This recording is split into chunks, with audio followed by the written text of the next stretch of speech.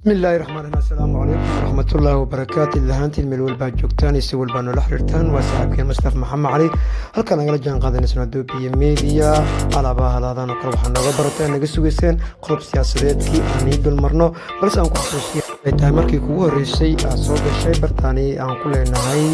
YouTube-ka aan ku xasuusiyana inay subscribe-ka aad taabatid si aad u laazimatid mar walba aan muuqaaladeena aad soo gelina heshid gambalelkana furo haddii ay ka heshana filmaadkeena iyo muuqaaladeena calaamada like-ta noo taab dhiirigelinaya noqonaysa asxaabtadana sidoo fikirkaan komitiga nagu soo dhiib maanta kulan waxaa ku yeeshay madasha badbaado qaran iyo sidoo kale odayaasha dhaqanka iyo haweenka waxay ka wada hadleen waxyaabaha ay ka wada hadleen isla markaas kulankooda diiradda lagu saaray warbixinaan ka diyaarina ayaa kusoo gudbin doonaa adweybaha noo ogolaado sidoo kalena kulan waxaa yeeshay beesha caalamka iyo sidoo kalena maamul goboleedyada dalka waxayna kulankaasi diiradda lagu saaray arrimaha doorashooyinka khilaafka soo dhamay lahaa xildhibaan daahir oo ka mid ah mudanayaasha baarlamaanka isla markaasi ku weydiidana muddo kordhinta 15 xubnood oo liiska laga soo gudbiyey oo sheegay inuu gurigiisa aadan la sugu ciidamo ka tirsan uga geli waayay oo islaam ku sameeyeen qodobadaasi sidoo kale waxaa qayb ka ah daahir maxamuud geelo oo sheegay in ay soomaalida soo martay dhibaatooyin xanuun aan loo baahnayn in mar kale dib loo xasuusiyo qayb ayuu ka naqan doonaa isla markaasina aan ku soo gudbin doono musharax madaxweynaha daahir maxamuud geele ahna gudoomiyaha xisbiga dan qaran qodobadaas qodobo fara badan oo arrimaha soomaalida qoseeyo ayaan idiin sii faahfaahin doonaa u diyaar garooba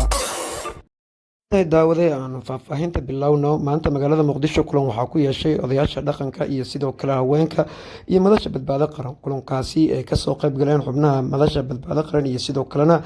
xubnaha odayaasha dhaqanka qaarkood iyo sidoo kale haweenka waxaana diiradda lagu saarayay arrimaha doorashooyinka iyo xaaladda siyaasadeed kulanka markuu soo dhammaaday ayaa qaar ka mid a odayaashii dhaqanka iyo sidoo kale haweenkii maanta ka qayb gala kulanka waxay ku hadlaabaha kulanka diiradda lagu saaray ayagoona fariin u diray madaxweynihii wakhtiguu ka dhammaaday inay u sheegeen in loo baahan yahay in laga maarmaan tahay in doorasho loo dhan yahay laga qabto dalda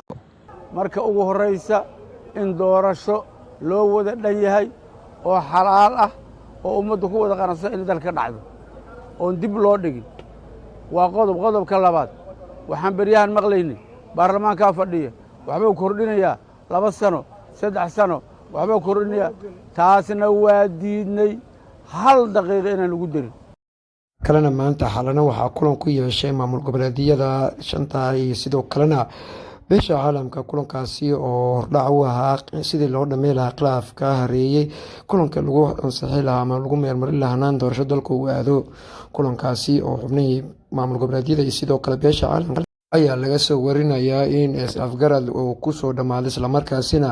ay kala qaadanayeen xuraansi iyo weliba khilaafka hareeyey labada dhinac ay maamulkaasi iyada iyo qaarkood iyo sidoo kale dowladda federaalk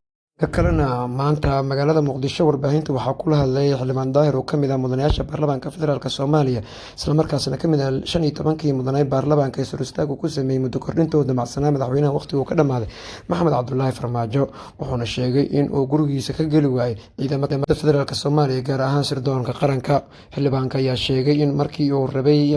gurigiisa inuu gaaro ee isor istaagu ku sameeyeen bar kontarool gurigiisa oo magaalada muqdisho ka degan yahay gaar ahaan agagaarka godka jilocow wuxuuna sheegay in markuu saraakiisha halkaasi ku sugnayd iyo sidoo kale ciidamadii la hadlay u sheegeen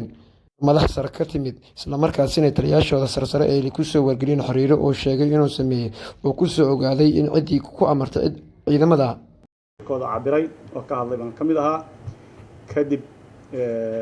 shara galab 12 markay ahayd gurigayga markaan dabcay inaan tago waxaa hor istaagay ciidamada amniga qayb ka mid ah ciidamada nabad sugidda oo ku yaala gurigayga meel ku dhegan godka jinacow ciidankii joogay meesha checkpointiga markaan la hadlay oo ku iriyaa amarkaa bixiyey waxay u sheegeen saraakiisha sarsare kadib xiriir aan la sii sameeyey aakhirkii waxay yidhaahdeen madaxda ugu sarreysaa ugu dambeyntiina daahir maxamuud geele ahna gudoomiyaha xisbiga dan qaran islamarkaasina musharax madaxweyne dalka soomaaliya ayaa la hadlay bulshadiisa wuxuuna sheegay in aan loo baahnayn ereyada xanafta leh iyo xanuunka leh oo soomaalidu ay soo martay in aan dib loo xasuusin islamarkaasina xanuunkii ay kasoo gudbeen ay mar kalena ay soo xasuusanin daahir maxamuud geele ahna gudoomiyaha xisbiga dan qaran musharaxiintana ka mid ah ayaa sidaasi yiri, wuxuuna sheegay in loo baahan yahay in arintaasi dhagaha bulshada laga ilaaliyo waxa kasta oo xanuun u keenayo. Daahir Maxamuud Geelle ayaa su-aal ku aadaneyd in dagaaladii weliba 91 loo laabanayo la weydiiyey ayuu jawaabtaasi uu ka bixiyey. laakiin hadda 91 aniga maadaama aanan dhihin inaan fasiraad ka bixiyo waa igu adagtaa. waxa kale oo aan dhihi karo waxay tahay Soomaaliya halahan rabnaa, Soomaaliya walaalahan rabnaa, Soomaaliya dal waxa waaye dhibaatooyin badan soo maray, dadkiisa dhaawac badan oo ku yaalo,